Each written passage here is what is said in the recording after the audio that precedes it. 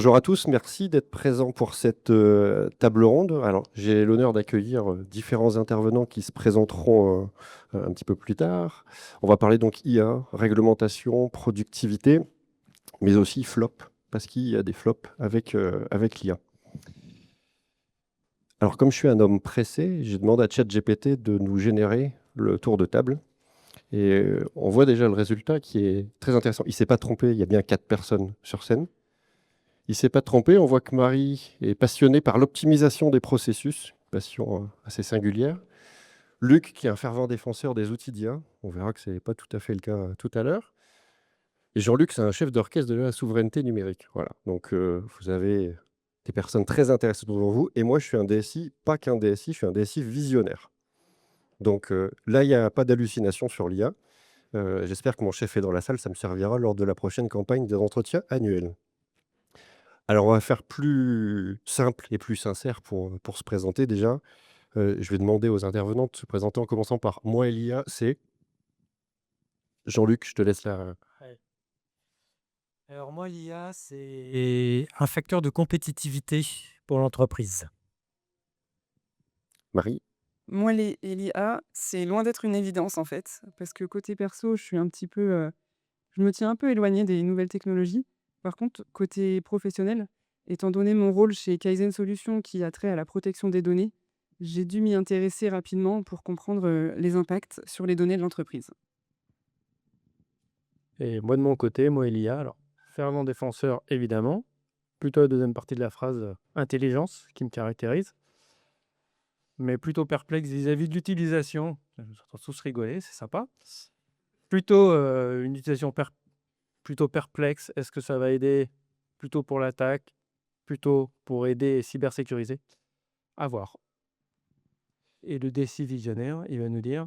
Eh oui, moi, c'est l'ébullition intellectuelle l'IA, parce que du coup, c'est un véritable phénomène de société. Pour moi, ça m'a bouleversé sur la créativité associée à l'IA. Alors, pour les puristes, on va dire IA pour IA générative. Donc, c'est ce qu'on va utiliser tout au long. Et on se positionne bien en tant qu'utilisateur finaux, utilisateur métier, et non pas en tant que chercheur ou développeur IA. Donc, on a bien cette caractéristique. Alors, là, on voit un graphique qu'on voit quand même assez régulièrement, mais qui montre le phénomène sociétal finalement que représente ChatGPT. 100 millions d'utilisateurs en 2 mois. J'ai l'impression que ça fait un petit bruit, Sébastien. Ch'touk. 100 millions d'utilisateurs en 2 mois. Il y a une dernière étude OpenAI qui démontre qu'il y a 700 millions d'utilisateurs aujourd'hui actifs par semaine. 700 millions d'utilisateurs actifs, c'est 10% de la population adulte mondiale. Donc c'est un véritable phénomène de société. ChatGPT reçoit 2,6 milliards de messages par jour. Ça en fait 29 000 par seconde, si vous calculez vite. Donc c'est un véritable phénomène de société. L'application n'est pas venue seule, elle est venue aussi avec un vocabulaire nouveau. On prompte. Alors tout le monde prompte aujourd'hui. Le verbe prompter, je pense qu'on passe pas une journée sans l'entendre. Et pour autant, c'est ce nouveau vocabulaire que tout le monde utilise à bon ou mauvais escient, mais on l'utilise. On a un rapport aussi avec cet outil qui est très particulier, certainement parce qu'on parle, on cause avec lui en langage naturel, donc on humanise certainement cette application et on est beaucoup plus tolérant avec lui. Alors tolérant parce qu'on parle d'hallucination. Alors encore une fois, est-ce qu'on comprend ou on comprend pas le contexte? Le mot halluciner est là et ce qui fait que, bah, l'hallucination est bien présente et même son fondateur, Sam Altman, en juin, a dit cette phrase. Alors je ne l'ai pas traduite pour, justement m'assurer de garder l'essence même de ses propos, mais c'est quand même assez incroyable qu'un CEO, explique qu'il faut peut-être pas faire tant confiance que ça, à l'IA. Imaginons le CEO d'Airbus dire la même phrase, on n'aurait plus du tout le même relationnel avec l'aviation. Donc l'idée, c'est pas de diaboliser ou de dire que l'IA c'est bien, c'est mal, c'est de trouver ses forces et ses faiblesses et c'était au niveau mondial et en France, on avance en France, on avance même plutôt pas mal. Le 1er juillet dernier, il y a un grand plan qui s'appelle «Oser l'IA» qui a été, lancé. Alors avec 3 axes principaux qui sont de sensibiliser, les entreprises françaises. Alors pourquoi il y a eu ce principe de sensibilisation? Le dernier baromètre France Num encore paru hier, annonce que seuls 26 des entreprises de type PME, ETI se sont lancées dans l'IA. Donc c'est faible Et l'État français a bien compris qu'il y avait une chose à faire autour de l'IA pour trouver des gains de productivité. Donc le premier axe, sensibiliser. Le deuxième axe, former en créant une académie de l'IA, donc une académie où justement chacun pourra aller se former. Et puis enfin, le dernier axe, c'est accompagner. Accompagner les entreprises pour chercher les cas d'usage, mais aussi proposer des solutions. Alors en France, on a une solution qui est quand même assez connue sur le marché avec Mistral. Le chat, c'est une solution qui a une véritable place aujourd'hui au niveau européen et qui a une certaine importance dans les technologies de pointe autour de l'IA générative.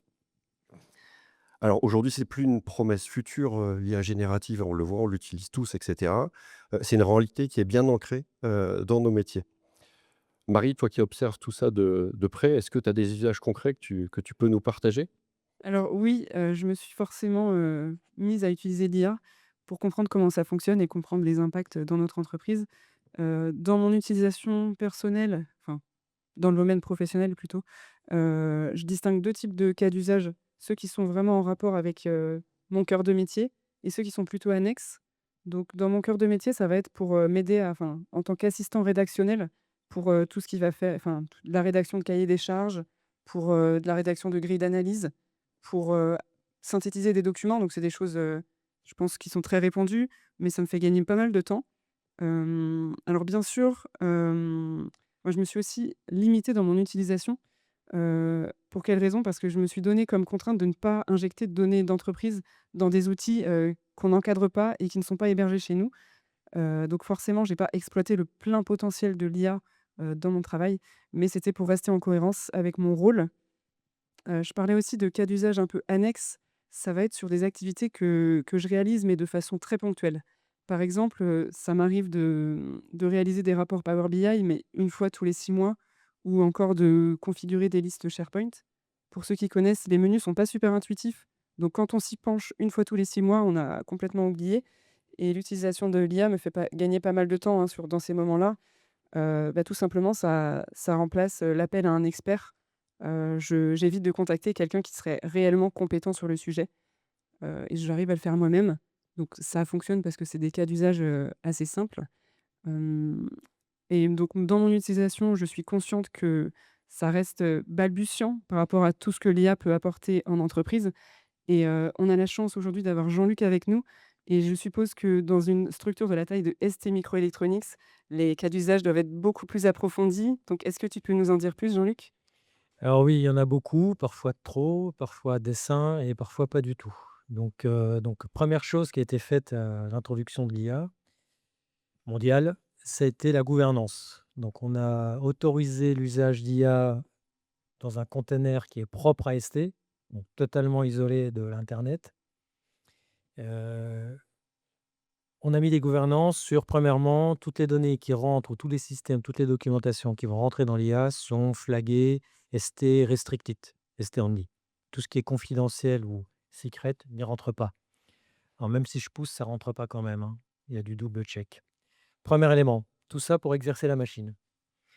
Alors une fois qu'on a exercé, petit à petit, ben, on s'habitue à l'usage et je vais vous donner quelques exemples qui va un peu démystifier le mythe de: «Ouh là là, mon job, il a 6 mois de durée de vie, il faudrait que je fasse du prompt».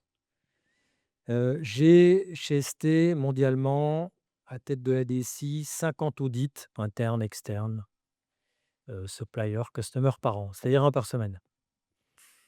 Moyenne pour répondre à un audit, 12 heures. Faut des experts, faut des techniciens, faut la gouvernance, faut le blanc-seing du management, parce que ça remonte jusqu'au board, si c'est rouge. 12 heures fois 50. Très franchement, j'ai autre chose à faire que de répondre aux audits.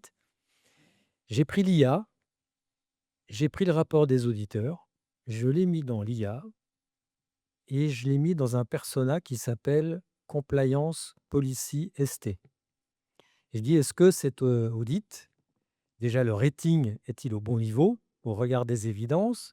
Et si tel est le cas, quelle est la réponse à apporter pour adresser les évidences?» 30 secondes, réponse faite. Rating bon, par contre des évidences sont surévaluées, sous-évaluées. Mais la moyenne était bonne, orange. Peux-tu me donner les actions à faire? Et je te donne la liste des personnes idoines de l'IT qui pourront répondre. Action proposée au regard du gap par rapport à une police ou un Matrix ou un étalon et le nom de la personne la plus à même à répondre. 2 minutes. J'ai répondu à l'auditeur en 3 minutes. L'auditeur m'a appelé. Non mais Jean-Luc, il faudrait que tu le lises avant de me répondre.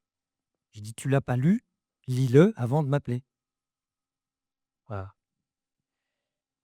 Allez, 1 heure après, VP de l'audit.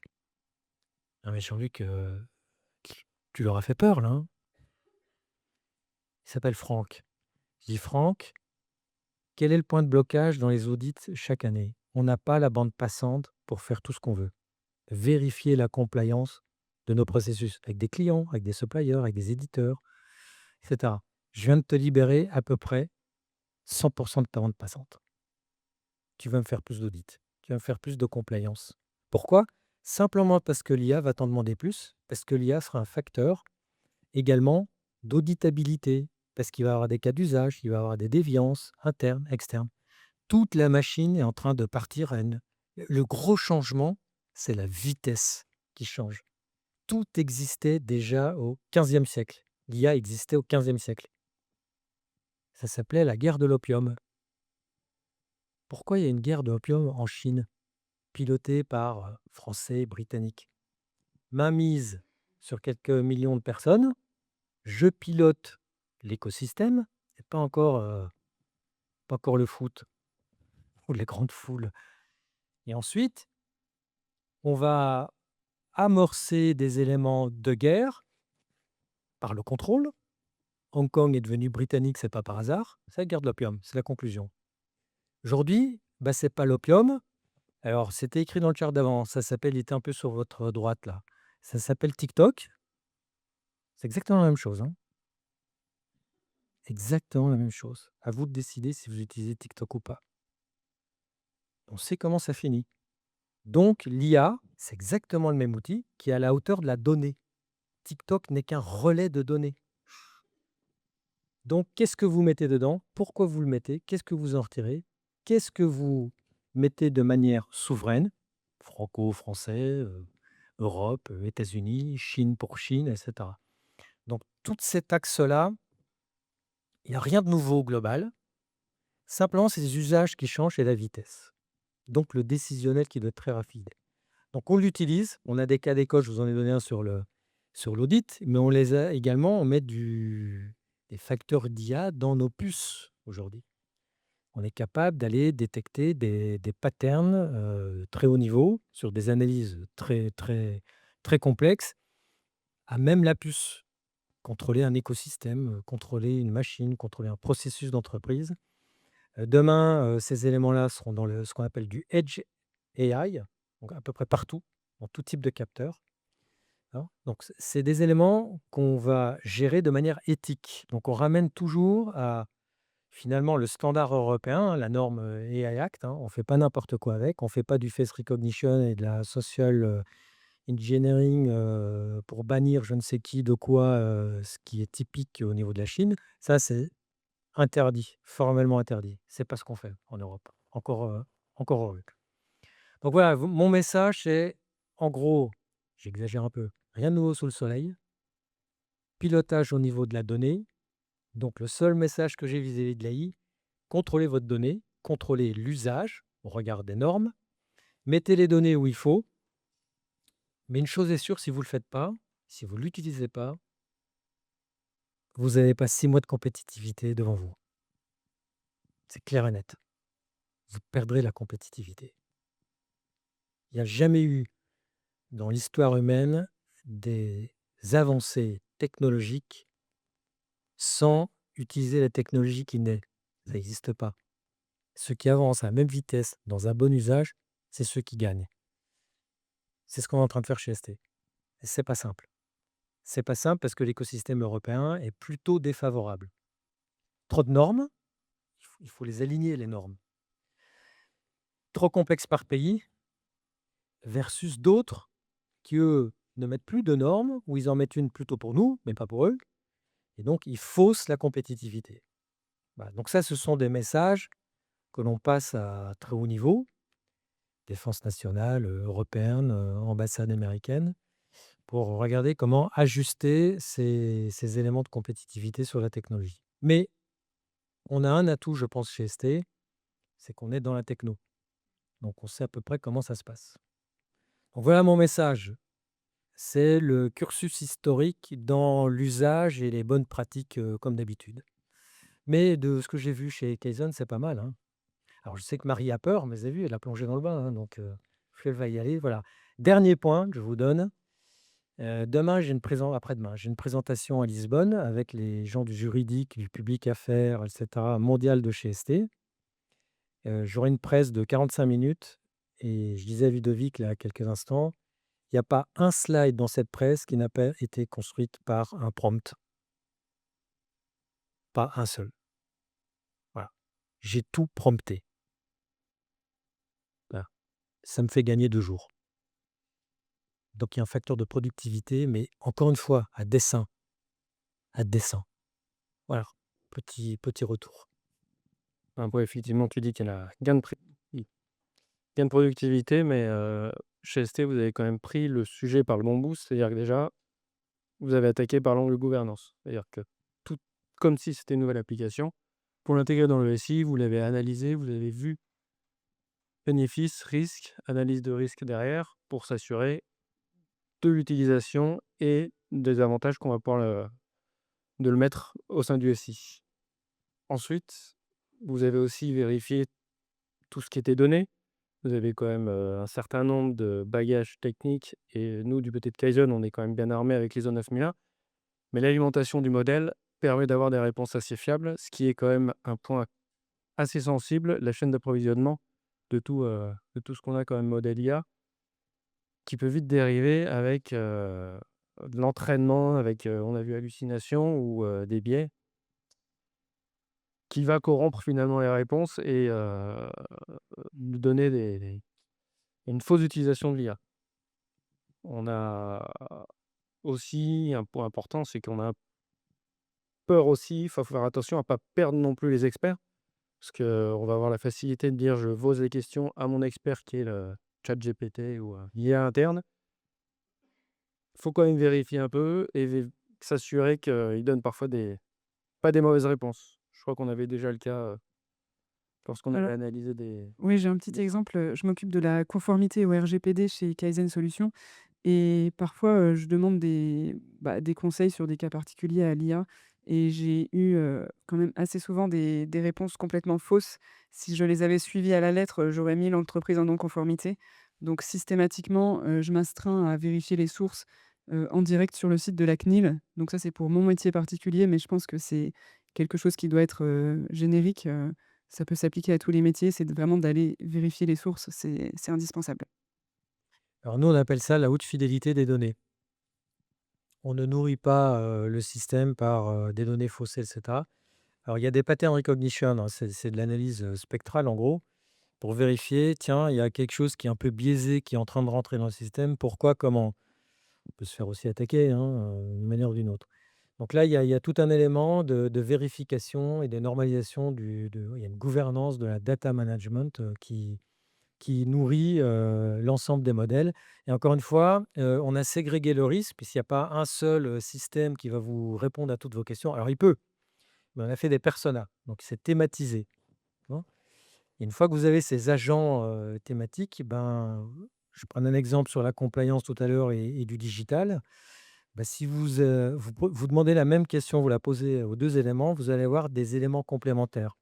Alors après, je suis entièrement d'accord, vous êtes le seul après à décider de la pertinence de la réponse. Parce que c'est quand même, des modèles, très américano-américains, donc c'est toujours le positivisme, hein. Donc on avait un cas d'école, un projet qui partait totalement en vrille. Au final, ChatGPT, mais tout est sous contrôle, c'est-à-dire il y avait rien du tout sous contrôle, hein. Donc il peut toujours être, optimiste, mais il y a des limites. Donc à vous de mesurer également, mais cette mesure, en pratiquant maintenant, elle est induite par la manière avec laquelle vous nourrissez, comme je vous le disais, le système, high fidelity data, mais également par le prompt que vous posez. Donc il y a également une manière de faire dans le prompt. Et ça, c'est pareil, hein, il y a du teaching à avoir, et cetera. Alors je peux vous le dire par expérience maintenant, mais depuis une semaine où je me suis vraiment plongé dans ce prompt, simplement parce que je l'ai fait une fois et je me dis: «C'est pas possible, je viens de sauver une demi-journée de boulot». Dès que vous rentrez dans cette capacité de prompter les choses, c'est redoutable, redoutable. Je pense qu'en une semaine, j'ai géré plus de lignes de code que lorsque j'étais codeur il y a 30 ans. Ah, c'est simplement ça que j'avais en tête. Donc c'est redoutable et pertinent.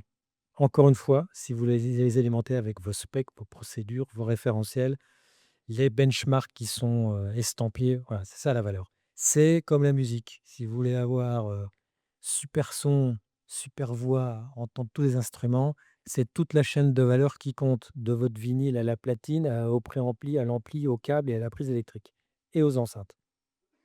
C'est exactement le même principe. Donc on parle de productivité, mais ça marche aussi dans l'autre sens. C'est-à-dire que ça a pas mal aidé pour faire des campagnes de phishing aux petits oignons. Le gain est assez rapide, hein, pour les hackers. Ils ont même développé des modèles spécifiques pour pouvoir aider, à ce genre de campagne. Ça aide aussi dernièrement à créer des malwares qui puissent s'adapter à l'environnement sur lequel il va se déployer. Peut-être qu'on a vu Stuxnext, une conf précédente.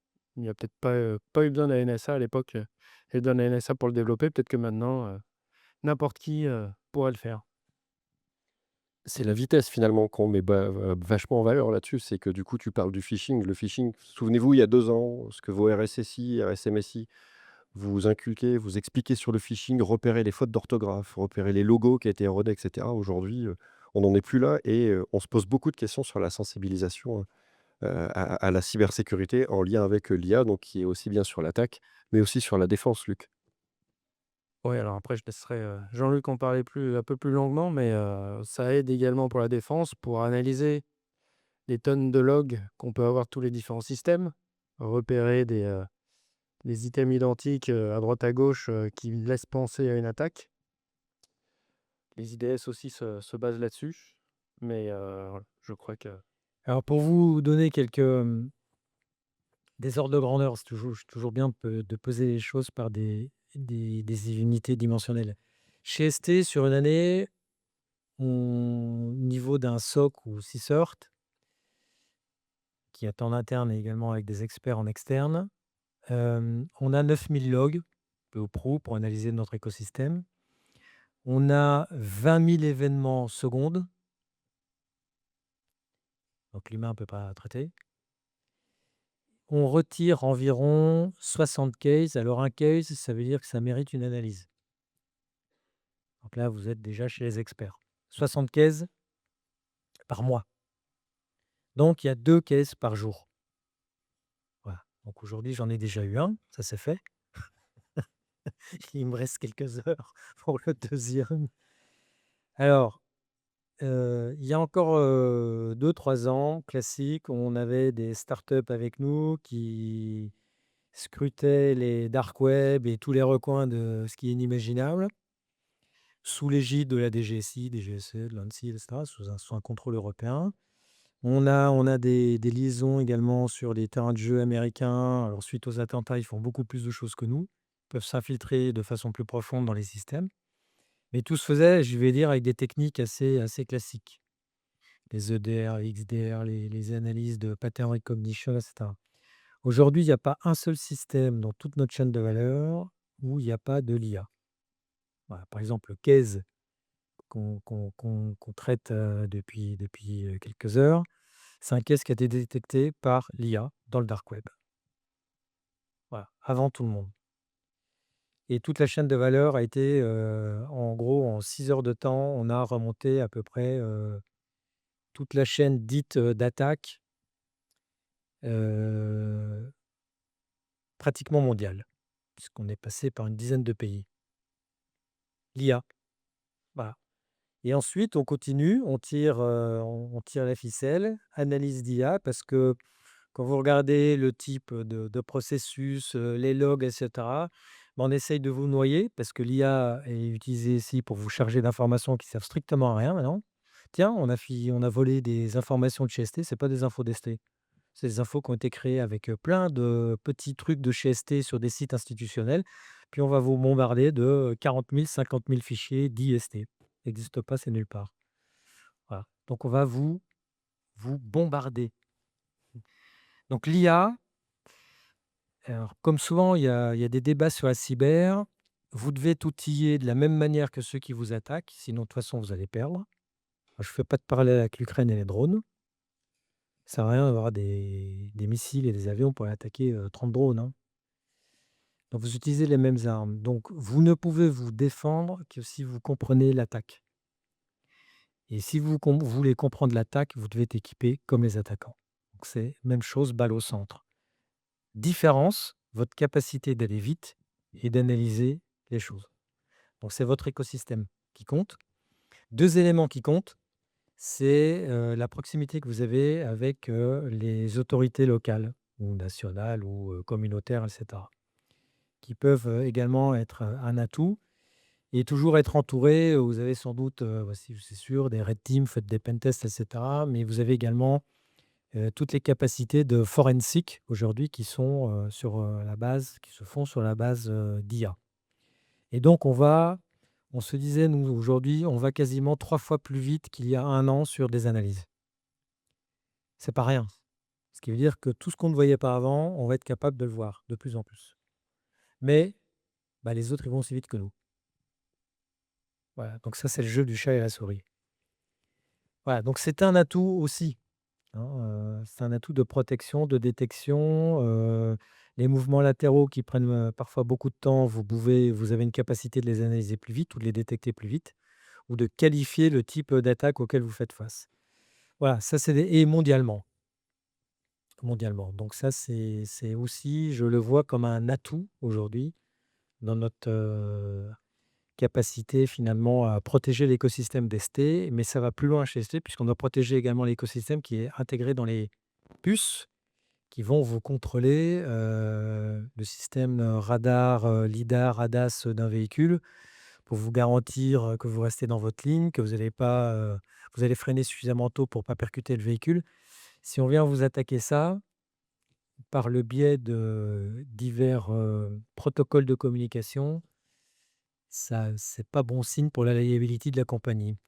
Donc là également, il y a des facteurs de protection, de détection, dans ce qu'on appelle en couche profonde dans ces cas-là, voire de blocage jusqu'à des systèmes de blocage dans le silicium.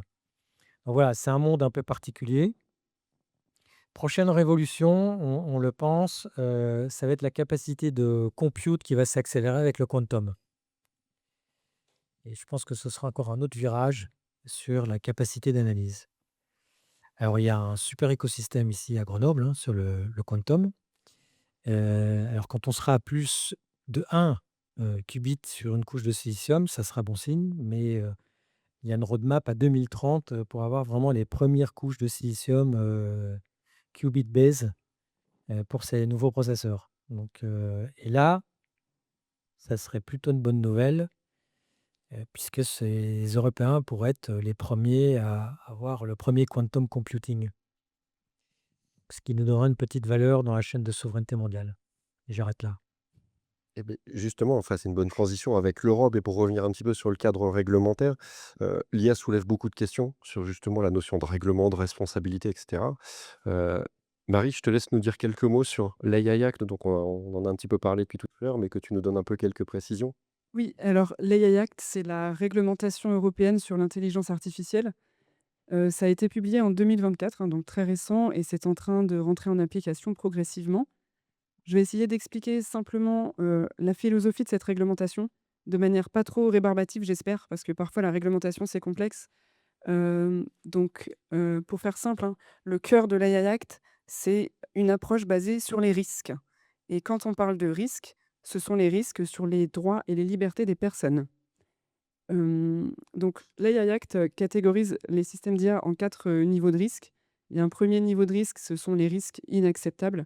Là, tout simplement, les IA dans cette catégorie sont interdites sur le marché européen. C'est ce que mentionnait Jean-Luc tout à l'heure, tout ce qui est notation sociale. Il y a aussi la police prédictive. On peut retrouver les IA qui sont utilisées pour reconnaître les émotions des salariés sur leur lieu de travail. Donc vous avez de la chance, c'est interdit en Europe. On a ensuite la catégorie de risque élevé. Donc on va retrouver tout ce qui est IA qui sont dans le domaine de la santé, dans le domaine des composants de sécurité. Pour cette catégorie de risque, il y a toute une liste d'obligations qui incombent aux entreprises qui commercialisent ces systèmes et aux entreprises qui les utilisent. Le troisième niveau de risque, ce sont les IA à risque limité. C'est là qu'on retrouve les LLM de type ChatGPT ou Copilot. On retrouve aussi les chatbots qui peuvent être développés en interne par des entreprises, par exemple pour automatiser de la gestion de tickets IT ou de tickets RH. Donc, idem, il y a certaines obligations aussi pour les entreprises. Et la dernière catégorie de risque, ce sont les IA à risque minimal. Ça va être par exemple les IA utilisées dans les jeux vidéo ou dans les filtres anti-spam. Ce sont les deux exemples donnés par la Commission européenne. Et pour cette catégorie-là, il n'y a pas d'obligation pour les entreprises. Donc l'AI Act rentre en application progressivement. Les usages interdits c'est déjà en place. Aujourd'hui, en Europe, on ne doit plus utiliser des IA qui rentrent dans cette catégorie. Et on a ensuite des obligations qui se mettent en place petit à petit jusqu'en 2027 pour les entreprises. Il y a également des obligations pour les États qui se mettent aussi en place, notamment en août, il y avait l'obligation pour les États de nommer leur autorité de régulation, leur autorité de contrôle. Donc, pour ceux qui connaissent le RGPD, l'autorité de contrôle, c'est la CNIL. Pour l'AI Act, notre gouvernement a produit un projet de loi qui ne va pas dans le sens de la simplicité, puisqu'ils ont réparti l'autorité de contrôle entre 15 organismes différents. Donc c'est un projet de loi, c'est en cours. Donc en fait, l'AI Act, on voit que c'est à la fois un levier de confiance, puisque quand même c'est basé sur une réflexion qui vise à protéger nos libertés à nous, citoyens.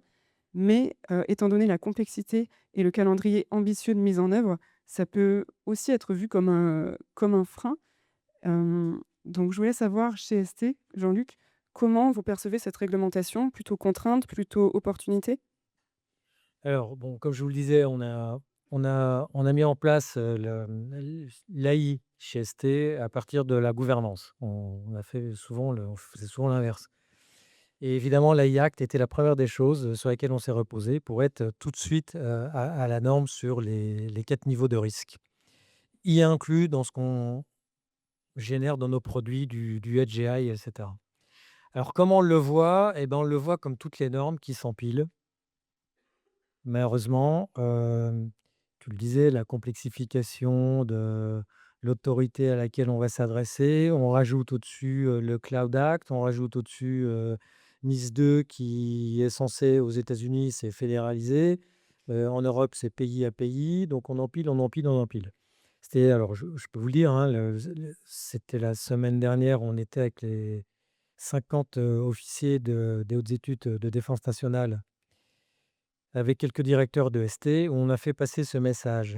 Faites en sorte d'arrêter, les multicouches, parce que ça sert à rien finalement, vous êtes audité autant de fois qu'il y a de couches sur un domaine qui est le même. Donc en gros, ça veut dire que vous perdez du temps. Je vous rajoute les couches européennes, je rajoute les couches mondiales, je vous rajoute la couche chinoise et je vous rajoute la couche indienne pour faire simple chez ST. D'accord. Et pas que dans les réglementations, vous avez également ce qu'on appelle, on va dire, des obligations de clients. Il y en a une qui c'est pas tout à fait on va dire une policy, mais c'est, certification automotive, TISAX, qui est proche, des normes ISO sur la cybersécurité et de tout ce qui tourne autour en gros, des cyberactes américains européens pour nous protéger. Donc on empile, on empile, on empile. Au final, on perte de productivité, tout simplement parce qu'on ne veut pas faire comme les autres. Voilà. Alors je vous l'illustre d'une autre façon. Si vous écoutez, les Américains, nous, on est convoqués par la DGSE, la DGSI, l'ANSSI, les hautes études, de défense nationale, la CNIL.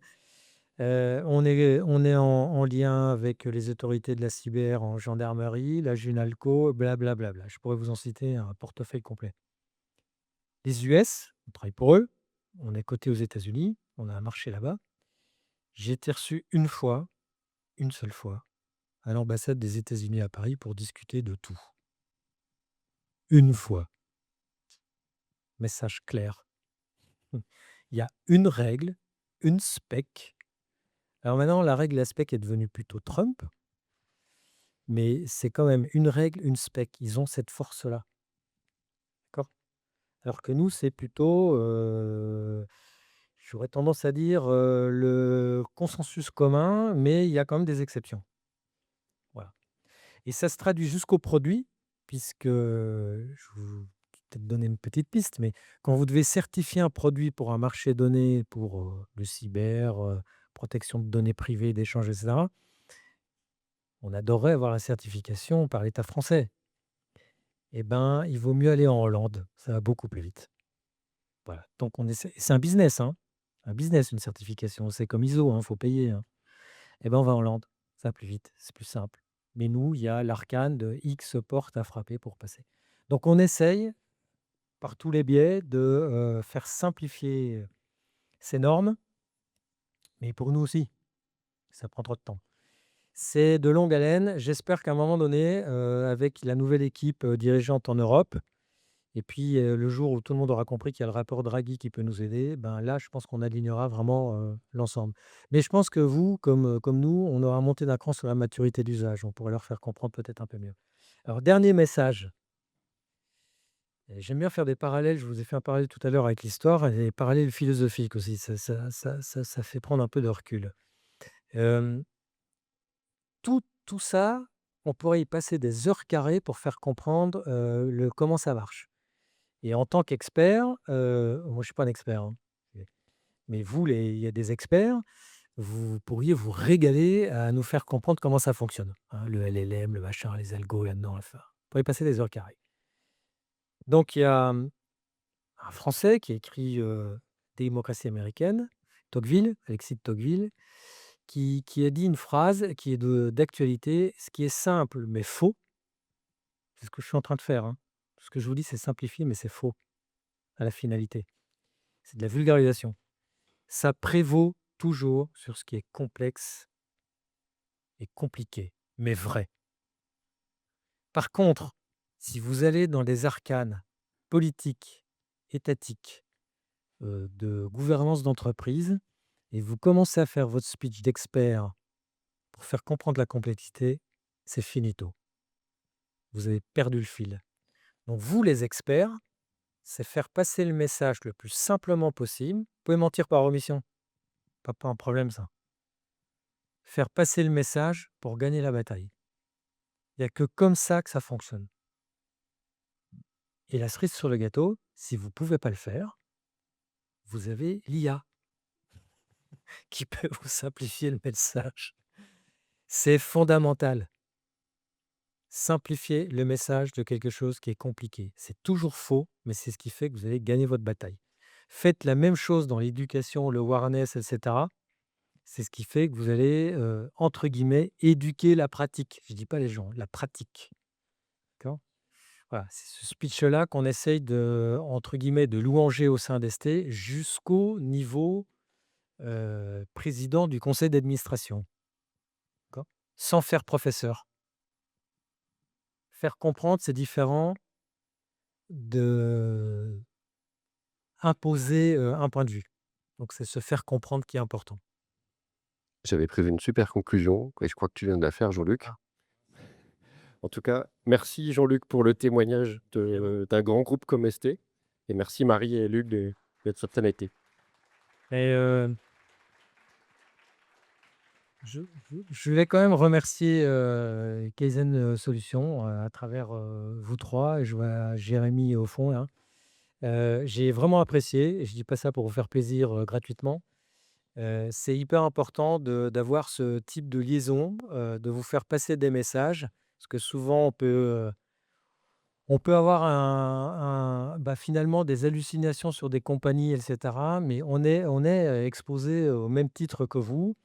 Mais tisser des liaisons comme ça permet de prendre du recul. Et ensuite, on décide. Peut-être pour, contre, tout ce que vous voulez, blanc, noir, gris. Mais ça permet d'être dans l'écosystème. Voilà, donc on s'est rencontrés il n'y a pas longtemps et je peux vous dire, voilà, la semaine dernière, je vous le disais avec des officiers de la défense, et ben déjà là, par hasard, hein, par le biais d'un client, bah, tiens, j'ai entendu Kaizen. Voilà, donc vous voyez, ce networking, c'est fondamental parce que si une personne décideuse entend X fois la même chose, je vous garantis, ça fait changer, ça crée des mouvements. Et si vous tombez sur la bonne, c'est clair que ça changera le mouvement. Donc c'est surtout ça. Voilà, merci beaucoup. Merci Kaizen. Bon courage, je pense que vous êtes entre de bonnes mains.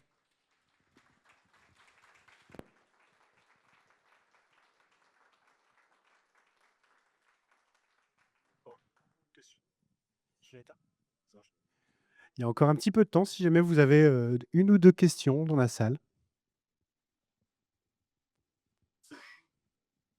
Soyez pas timide. Voilà, la deuxième question, il y a un cadeau. Ah, si, involontaire.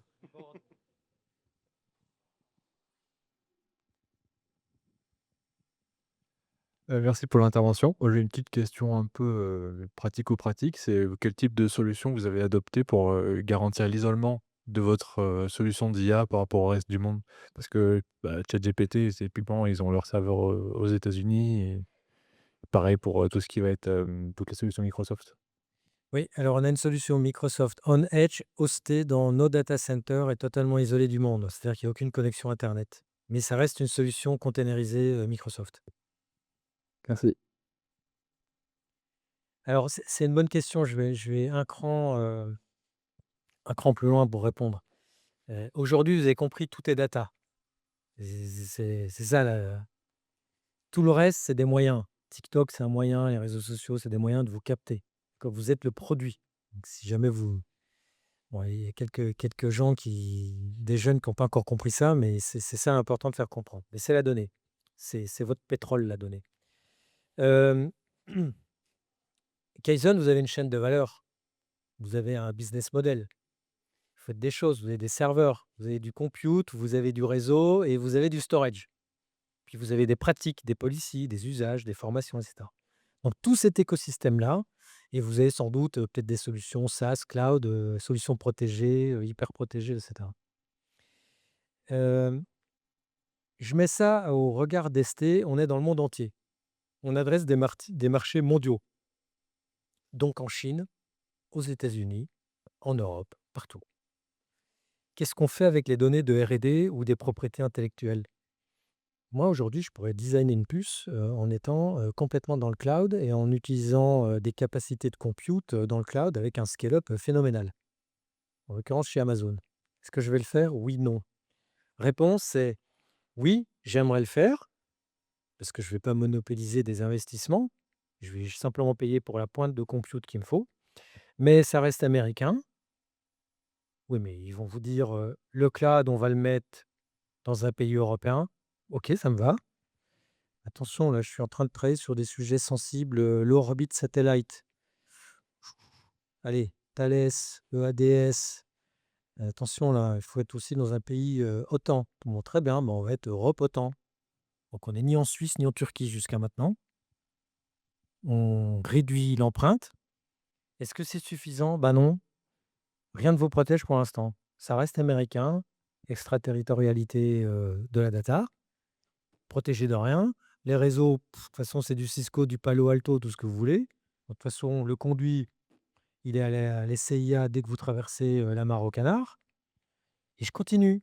On va rester en Europe. On va passer par un data center à Munich qui va me ramener peut-être sur une partie à Singapour parce que j'ai des gens qui bossent. Je vais prendre un transsibérien, comme ça je passe pas par la Chine. Et puis quand vous regardez le data center qui est en Allemagne, le marketplace des Allemands, c'est data center. Il faut quand même bosser avec la Chine. Donc dans le data center qui est en Allemagne et en Europe, vous avez du Huawei. Bon, on donne un peu aux Chinois, on donne un peu aux Américains. Alors, c'est la réalité ce que je vous raconte là. C'est la réalité. Donc, comment vous pouvez protéger toute votre chaîne de valeur pour protéger l'IP dans sa dimension souveraine dans le bon sens du terme? Je protège mes assets. D'accord?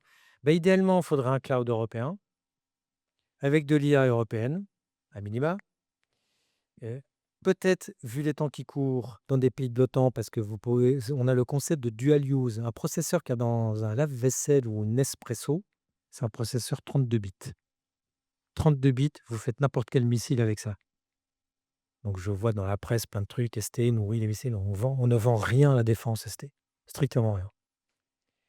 Les Chinois récupèrent les lave-vaisselle, les fours, Nespresso, puis ça part en Russie. C'est ça le marketplace. Donc si vous voulez protéger toute votre chaîne de valeur, il faut être en Europe, dans l'OTAN, si possible, sur chaque État européen, avoir un équivalent français Secnum Cloud, certifié, protection par de l'encryption qui est validée par les ministères de la Défense en France. C'est les seuls à connaître la façon de décrypter. Et cerise sur le gâteau, c'est toutes les techniques de, on va dire, de protection d'accès, d'identité, multifactor, etc., etc. Donc, pour avoir cette chaîne de valeur, du stockage, de la data, en mettant de l'IA, pour avoir de la compétitivité dont je vous parlais tout à l'heure, tout en étant protégé sur toute la chaîne de valeur, eh ben, en Europe aujourd'hui, ça n'existe pas. Voilà, c'est tout. Ça n'existe pas. Vous pouvez avoir OVH, c'est du IaaS. Vous pouvez avoir Outscale, on est d'accord. Mistral, c'est pas encore au niveau de scalability pour pouvoir l'utiliser. J'espère que ça va l'être, avec maintenant le milliard qui a été injecté, et chez ASML qui est le leader de la gravure dans le semi-conducteur, hein, c'est le leader mondial. Mais je peux vous continuer le schéma pour vous faire peur, hein, mais il faut peut-être regarder les actionnaires derrière aussi. Il y a beaucoup d'Américains. Voilà. Donc il faut peut-être regarder avec Dassault, etc. Donc j'espère que très prosaïquement, rapport Draghi sera écouté une bonne fois pour toutes pour avoir toute cette chaîne de valeur. Alors, je rêve que ce soit ça. Pourquoi je vous le dis? Bleu, ça fait 4-5 ans qu'on en parle.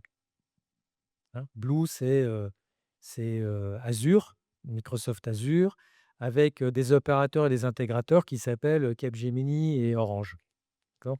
Donc, pourquoi c'est fait? C'est pour s'assurer qu'on sera dans la territorialité légale, européenne, voire française. Est-ce que ça suffit? Ben non. Ça n'empêche pas que c'est reste du bleu azur.